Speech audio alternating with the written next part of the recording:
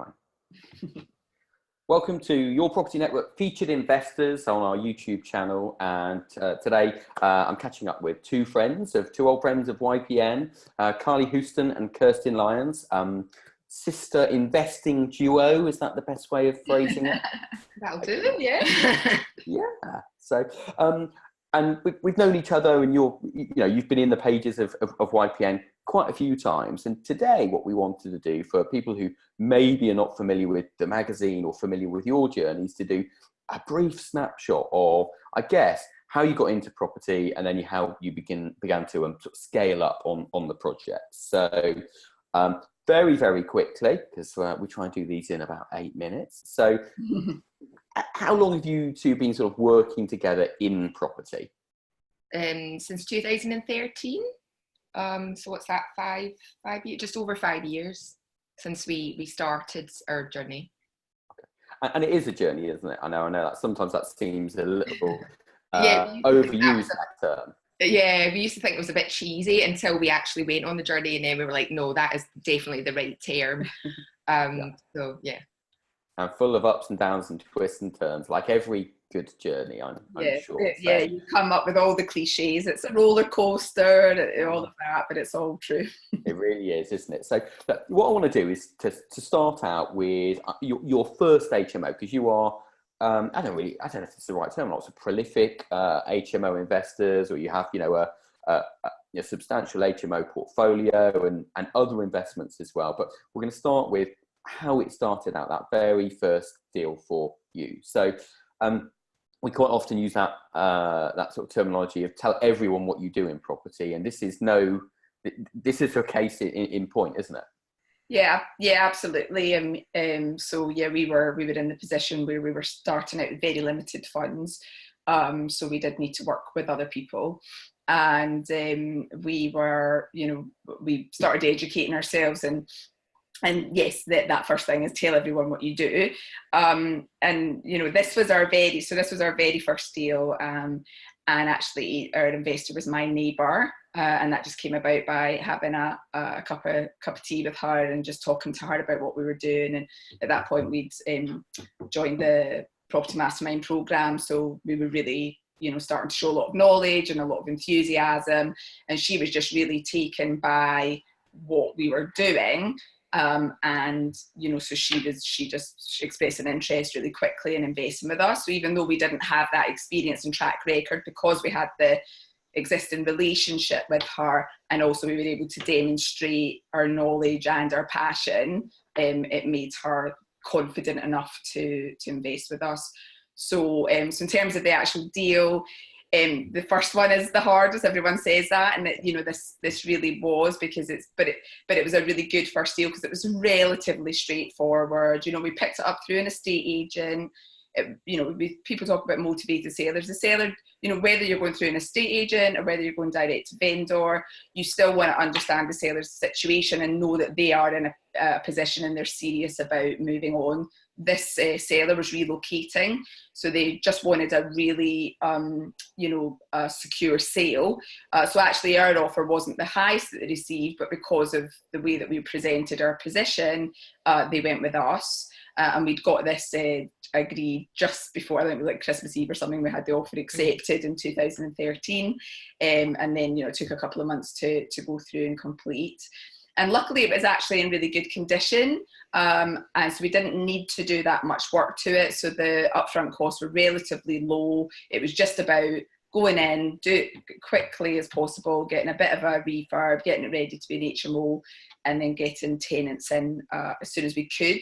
Lots of challenges along the way, and lots of self-doubt and all of that. It took us a while to tenant it, and we were just like, oh, we made a major mistake. But actually the end result was good, and we've got that, and that today is still rented out and still with the GP. And how many rooms is this one? 5. So five rooms on 2 floors, very kind of standard shared house. There's 2 bathrooms, and it was the classic 3-bedroom, 2 reception rooms, so pretty straightforward. Very different to what we've subsequently done. This was a professional HMO, and actually So which is not our main strategy. I mean, when we started out in property, we really wanted to, very early on, we wanted to be able to help people in more sort of vulnerable groups, like people that were on benefits or had were homeless, and actually, but we got the whole shiny penny syndrome, and when we started mastermind, everyone was doing professional HMOs, and we're like, oh, we better do professional HMOs. So this was our first deal, and it was a professional HMO, but everything we've done since then has been quite different. And you know, this is the, I guess this is sort of the poster boy of deals as people talk about them, that, you know, you purchase the property using somebody else's money, and this property makes a net cash flow of £1,000 a month, which is divided pretty neatly between yourselves and your investor. So they've got a steady sort of 10% return on their money, and they're invested in the property. So it genuinely seems like a win-win for everyone. And again, that's that cliche, but absolutely. And that, you know, so that investor completely passive. They've actually been, she did come and see it. Like she's been inside that house once. Yeah. She, you know, it really works for her because she just wants that passive. You know, when she was interested in investing, she basically said, well, I've got this money. I wanted to put it into property, but I had no idea what to do.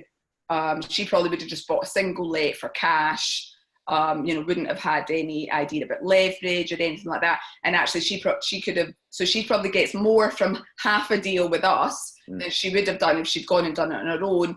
And like she would admit herself that she probably would have never got round to it, and the money would have just sat in the stocks and shares that it was in. So, and you know, that property now, you can see we bought it for 196. You know, 5 years on, that property is probably worth 280 now, 290. Wow. Okay, brilliant. Well, let's accelerate through and say, you know, go on to this next one, which is it's a bigger. We can see immediately it's a bigger property, and this looks like, it really sort of looks like one of those sort of seaside, you know, big properties, big Victorian. It was an old guest house. Okay, so yeah, sort of traditional guest house, but it wasn't in use and had been on the market for actually a very long time. The owner had trouble selling it. A couple of sales fall through because actually it needed planning permission. It needed change of use to be an HMO.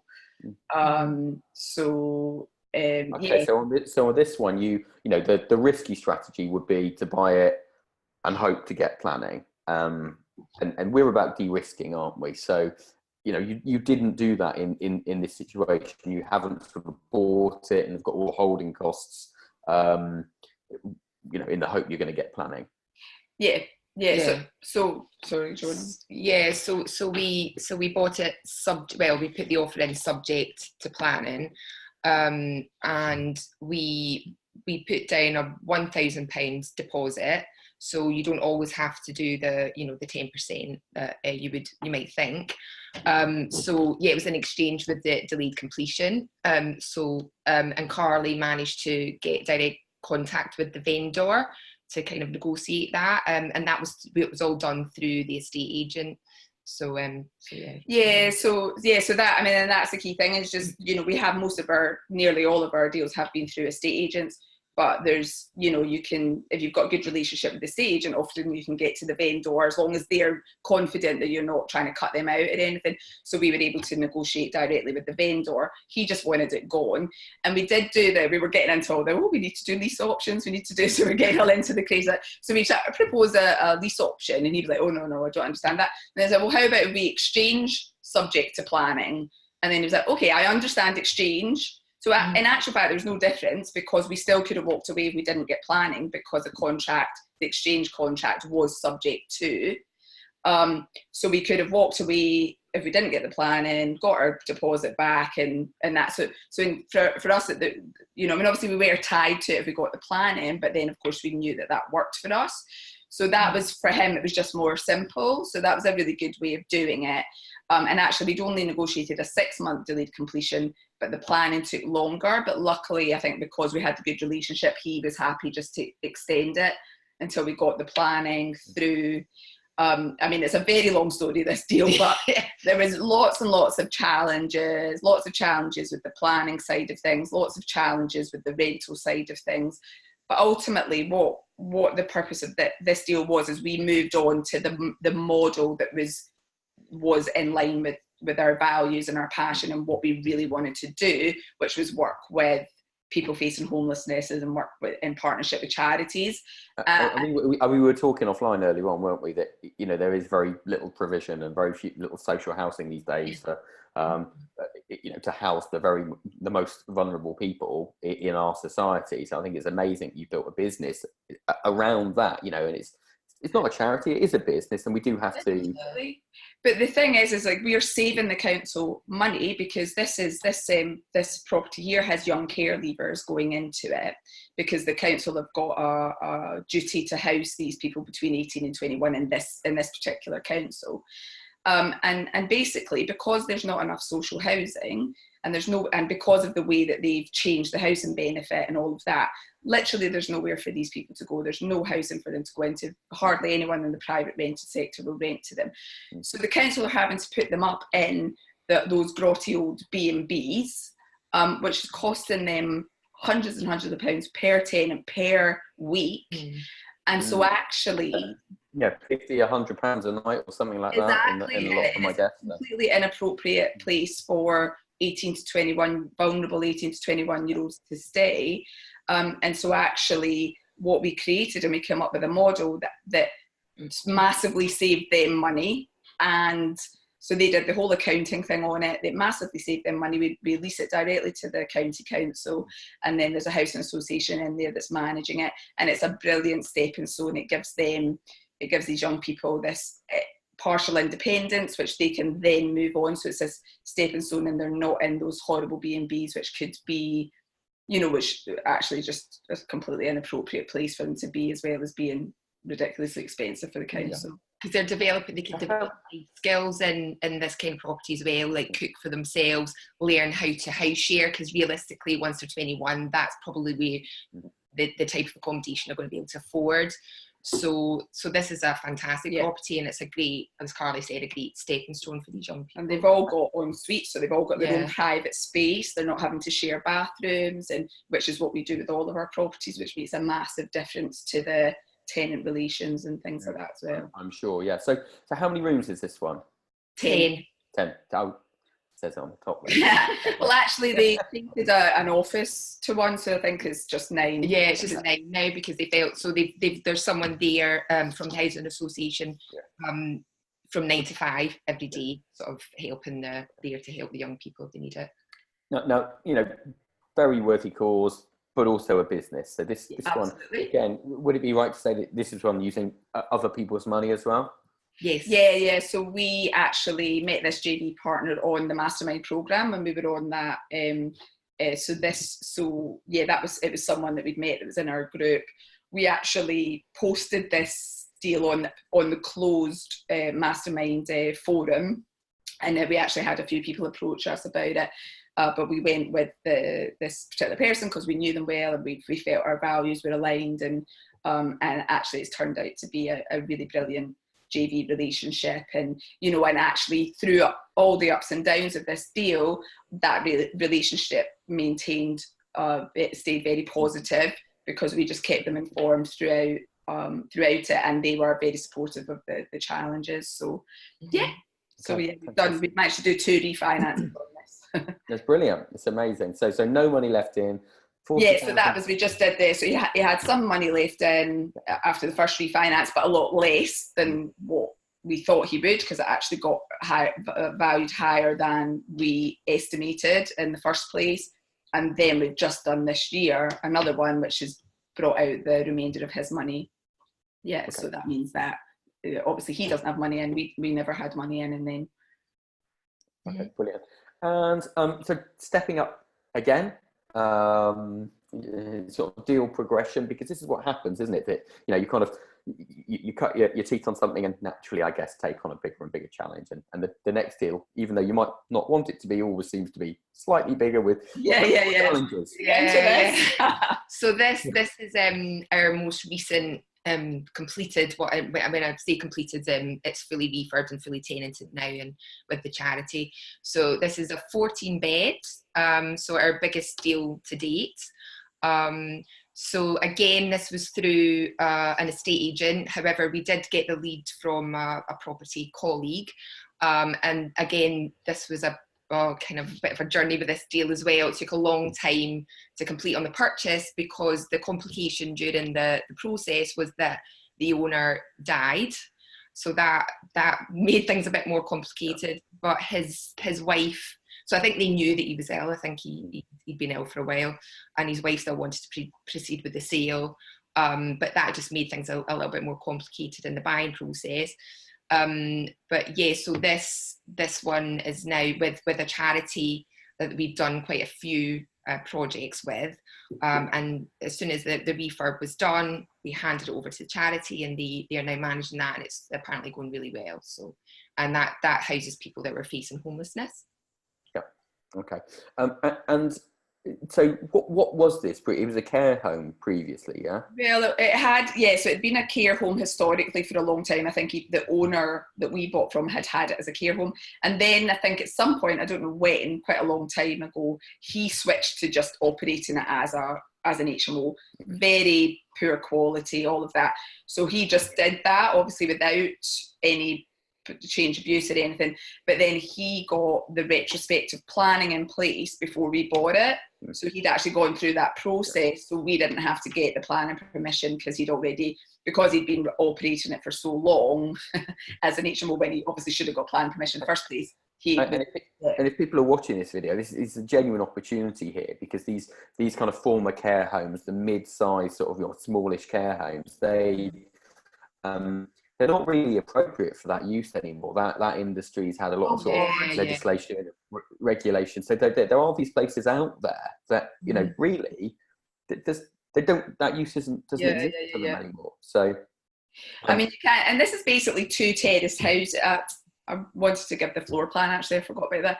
But like, these are 2 terraced houses, but it's got a huge extension at the back that links, but that's the only part that links the 2 houses, if you like. So it's got, and then it just makes it that much bigger. But these are quite big terraced houses. And then it was 15 bedrooms, but actually we reduced it to 14 better quality bedrooms, with all of them being en suite. So there was like a ridiculously small number of bathrooms shared between 15 people.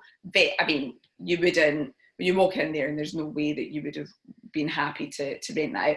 So we did a complete renovation. As you can see, we spent sort of 250,000 on the refurb. And actually, but what we did as well, because it's kind of 2 terrace houses, we actually decided, because we're doing a complete rewire, we're replumbing it all, let's like split. So we've done it so that we have almost done them as though they're 2 separate houses from the wiring and all that point of view and the utilities, but we've kept it as one. But it just means that from a future proofing, then we could go for planning permission to do that as 2 7-bed HMOs, for example, which just gives us that other option to, because, you know, there might not be as many investors that want to buy a big 14-bed that would want to buy a 7-bed. Yeah. So just, you know, we would have to go through planning permission to do that, but we just thought, while we're doing that, let's just put that little extra exit strategy in place. You know, it seems like a particularly smart move. So this, again, you've worked with a JV partner to fund this one. Yeah. This is one property transaction that's making nearly £40,000 a year net profit after the running costs, and we haven't got time today to go through, you know, all the ins and outs of exactly the works that are done, and we always do that within the articles that we do with you guys in the magazine. But there'll be a lot of people looking at this will think, well, that's great, but that's not me. I couldn't do that. And would it be fair to say that kind of 6 or 7 years ago, that was you? Oh God, absolutely. Well, 5 years ago, that was us. Absolutely. Yeah. I mean, you saw our first deal, which is a very straightforward 5-bed multi-let, and when we did that, we were absolutely terrified. You know, it's doing your first deal is really, really scary. You know, and you just think, what if this, what if that? But once you go over that hurdle, and the really important thing is to educate yourself and to surround yourself with other people on a similar journey, so that you've got people you can turn to. People, you know, there's once you get into that environment, then there's lots of people you can ask advice from. It sounds a huge mitigate risk. It's a huge cliche, isn't it, as well? But you know, that you are the sort of average of the 5 people that you spend the most time with. So, and I really think that, you know, if you surround yourself by people who are doing this, it becomes the norm. It's your norm behaviour then, isn't it? That, you know, they're doing it. It's normal for them. It's normal for me. And you've got someone else who you can look at and say, well, ask questions of and stuff like that. It really is that important. Oh my goodness, it's so important, and you know, so it's crazy. Not, you know, however you do it. I mean, obviously you get like the courses like what we did are very expensive, but there are cheaper ways of doing it.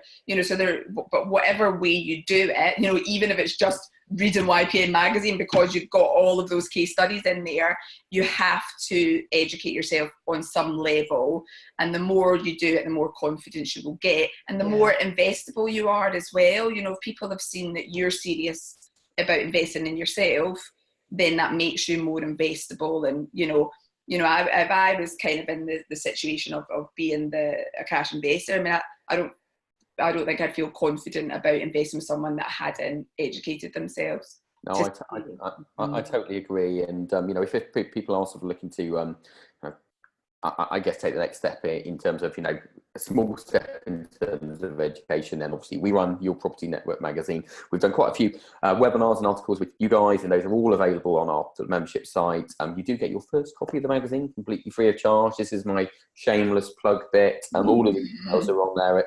yourpropertynetwork.co.uk/subscribe. So if you're watching this on Facebook or YouTube or whatever, you can just use that link. So you get your first magazine for free. You get access to all the back catalogue. So I think we've got about 2 or 3 years worth of magazines loaded on there, which you can start reading straight away. And then we've got a lot of webinars. So webinars that we've done with you guys and lots of other investors out there.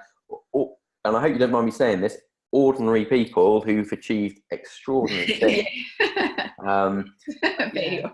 It's true, isn't it? You know, I always think, you know, because when you start out, you look at someone, you think, oh, how do they do that? You know, they're these, you know, done these amazing things. And, you know, it is just from taking those steps, I guess. Taking that action, I mean, you've seen a snapshot, you know, of, you know, the first, you know, through over the 5-year journey. I mean, there's obviously been lots of things in between. We've done other kinds of deals. We've done some more simple ones. We've done some more complicated ones. We've had, and, you know, it's not been seamless. We've had a lot of challenges, a lot of things to overcome.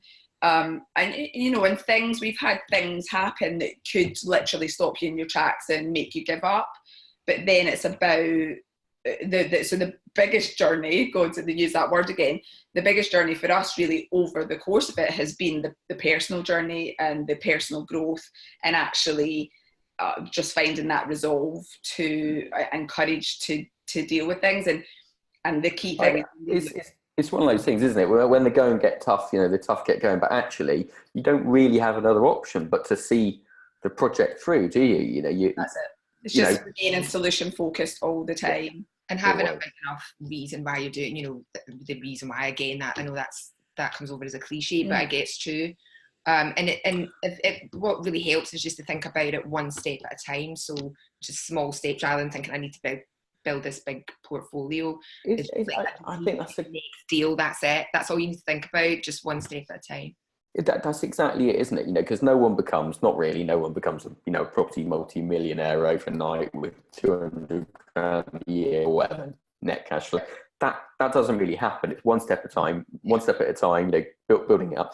And you said about the reason why, I think it's really important. Mine was always, you know, my family. You know, I've got a young family, and spending time with them and taking time off to go on, you know, nice holidays and, you know, just have a bit of security, which was very important to me and still is. Yeah, absolutely. And number one. But what about you guys? What was your sort of big driver? I think we're definitely, obviously, the family, doing something together and just wanting to make that change. Like, so just at the time, we were both in situations work situations we weren't totally happy with for different reasons. And, you know, I've got 2 kids as well. And we were in a situation where our money was going down instead of up as we're getting older. So it was like that taking that destiny into your own hands. And then, but the thing, when we look back on the success of the actual business. It's like, you know, we can really see that because we were operating in line with our core values and we had a clear purpose for the actual business that we were creating, you know, that's really important, because you know, and that's the thing. And what's great about property is because it's so multifaceted, you can find something that you are passionate about. Some people think, oh, property is a means to an end, which it can be, but if you've really got, you know, if you really can't find any purpose or passion within it, it's going to be very difficult to build that business. So it's choosing the model. And there are a million models, aren't there? There really are. Exactly. So it's finding the one that resonates with you, that meets what it is you want to achieve. You know, so if you know, if it's about cash flow, then don't jump into doing commercial to residential deals or developments if your initial thing is to get cash flow. But if it's cash flow, then find the cash flow strategy that actually resonates with you and that you believe in and that's in line with your values, because there's lots of different models that probably won't be. So I think that's just really important. Yeah, I totally agree. And we do try and profile all of them in the pages of YPN, and I think we pretty much get there most of the time. So, so look, guys, it's been an absolute pleasure catching up with you again. I said it was going to be about 8 minutes. I think we might have gone over that. And this video goes what a surprise. You know, that's unlike us, isn't it? So if you're watching this and you're interested in what Caly and Kirstin have been doing, you want to learn what other investors that, you know, do what they're out there doing to make money out of property and the different strategies that are out there, then go to yourpropertynetwork.co.uk/subscribe.